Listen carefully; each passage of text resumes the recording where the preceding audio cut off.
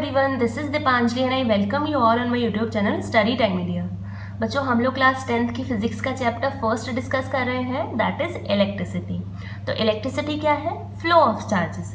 जब charges one place to other move करते हैं, फ्लो करते हैं, तब हम उसको इलेक्ट्रिसिटी कहते हैं। अब चार्जेस एक जगह से दूसरी जगह मूव कर रहे हैं तो कुछ ना कुछ वर्क भी हुआ है और टाइम भी लगा है उन्हें उस जगह से दूसरी जगह जाने में। तो work done upon time taken को हम कंबाइनली कहते हैं पावर। यानी किसी भी कंडक्टर में जो चार्जेस फ्लो हो रहे हैं, जो वर्क कर रहे हैं टाइम के साथ, उसको कंबाइनली हम लोग उसकी पावर कहते हैं, कंडक्टर की पावर कहते हैं। तो आज हम लोग वही इलेक्ट्रिक पावर को पढ़ेंगे। Now what is electric power? Electric power is the electrical work done per unit time.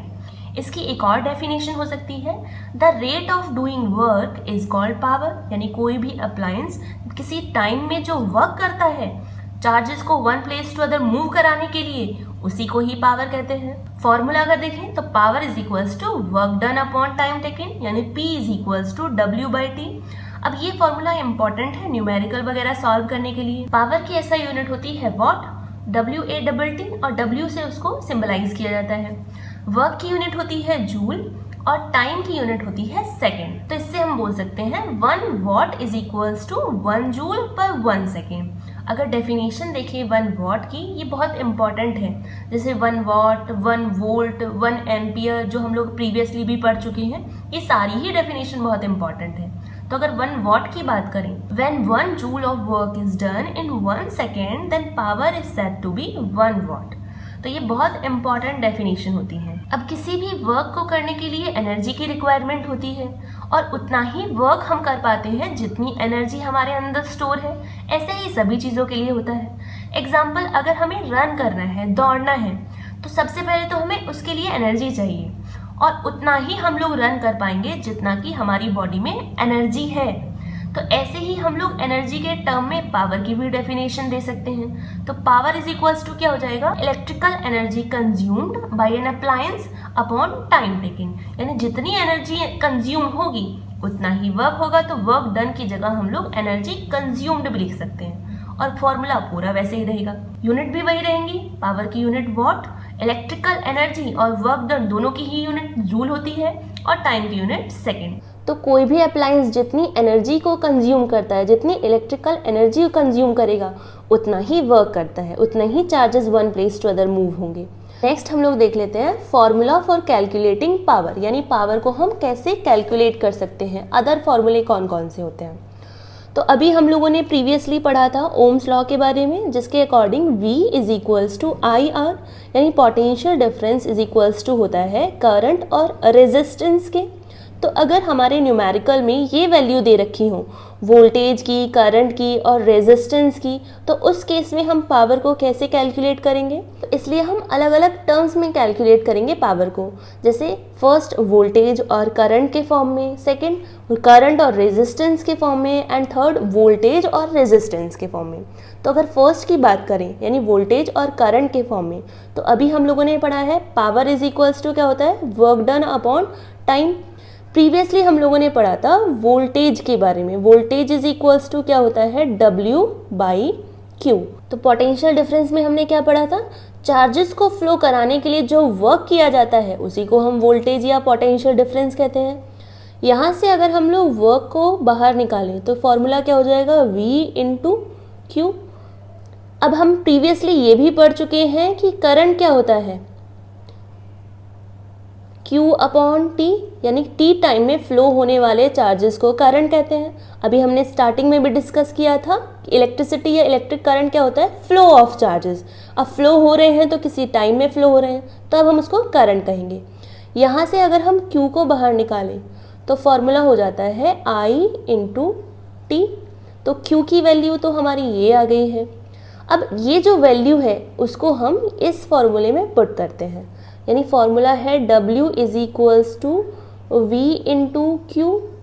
यहाँ पर Q की वैल्यू रख लेंगे तो V मल्टीप्लाई I/T, Q की वैल्यू रख दी यहाँ पर। अब W इज इक्वल्स टू ये आ गया हमारा। तो ये जो इक्वेशन फर्स्ट है इसमें हम W की वैल्यू रख देंगे, यानी P इज इक्वल्स टू हो जाएगा V/I/T। ये पूरा W की वैल्यू रख दी अपॉन T, ऐसे के ऐसे ही रहेगा, T से T कैंसिल आउट हो जाएगा, तो P इज इक्वल्स टू हो जाएगा V इंटू आई। तो ये किसके टर्म में हो गया, वोल्टेज और करंट के फॉर्म में। अगर हमें दोनों की वैल्यू दे रखी हो तो हम पावर कैलकुलेट कर सकते हैं यहाँ से। नेक्स्ट अगर हम देखें in terms of current and resistance, तो अभी हमारा फॉर्मूला आया है P is equals to V into I. तो ओम्स लॉ लगाना पड़ेगा हमें अगर इन दोनों में कनेक्शन देना है पावर के फॉर्म में। तो ओम्स लॉ के अकॉर्डिंग क्या होता है, V is equals to I R. V की वैल्यू आई आर है, यहाँ पर पुट कर देंगे। P is equals to V की जगह हमने आई आर लिख दिया, बाकी ऐसा ही रहने देंगे। I कितने हो गए, 2, तो आई स्क्वायर आर ये हो गया। दूसरा फॉर्मूला भी आ गया, किसके फॉर्म में, करंट और रेजिस्टेंस के फॉर्म में। तो हम ये वाला फॉर्मूला लगाएंगे अगर न्यूमेरिकल में ये वैल्यू दे रखी हो करंट की और रेजिस्टेंस की। थर्ड अगर हम बात करें इन terms of voltage and resistance, तो यही फर्स्ट वाले फॉर्मूले से डेराइव होगा। तो P is equals to V into I. अब फिर से ओम्स लॉ लगाएंगे हम लोग, लेकिन इस बार हम V की वैल्यू नहीं पुट करेंगे बल्कि I की वैल्यू पुट करेंगे। तो ओम्स लॉ होता क्या है, V is equals to I R, I को बाहर निकालेंगे तो V अपॉन R हो जाएगा। I की वैल्यू हो गई V बाई आर, इसमें पुट कर देंगे फर्स्ट इक्वेशन में। तो P is equals to V तो ऐसे ही रहेगा इंटू I की जगह पर V बाई आर। अब क्या हो गया, P is equals to V square, 2 हो गए, अपॉन R।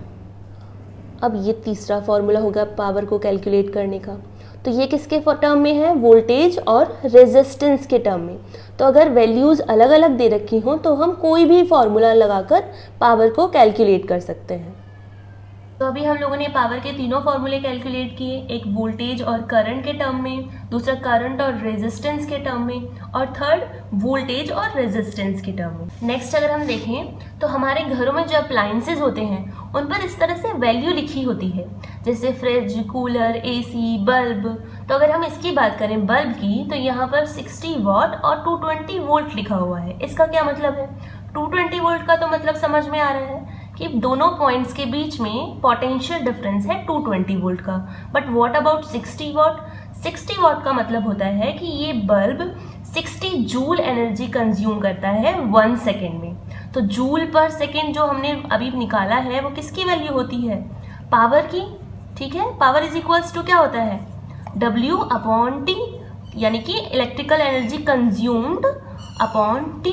तो ये 60 वॉट या 60 जूल एनर्जी को कंज्यूम कर रहा है 1 सेकेंड में। तो इस बल्ब की पावर रेटिंग है 60 जूल पर सेकेंड या फिर 60 वॉट। तो ये पावर और वोल्टेज ये रेटिंग होती है, हर अप्लायंस की अपनी अलग अलग होती है। इससे हमें ये पता चल जाता है कि किसी भी अप्लायंस में कितना करंट फ्लो हो रहा है। ये तो पावर की वैल्यू हो गई, ये वोल्टेज की वैल्यू हो गई। तो हम लोगों ने फॉर्मूला पढ़ा है P is equals to V आई।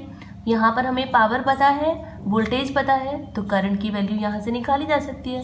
तो अप्लायंस में कितना करंट ड्रॉन होगा वो हम लोगों को इससे कैलकुलेट हो जाता है। तो आई होप आप लोगों को आज का टॉपिक समझ में आया होगा।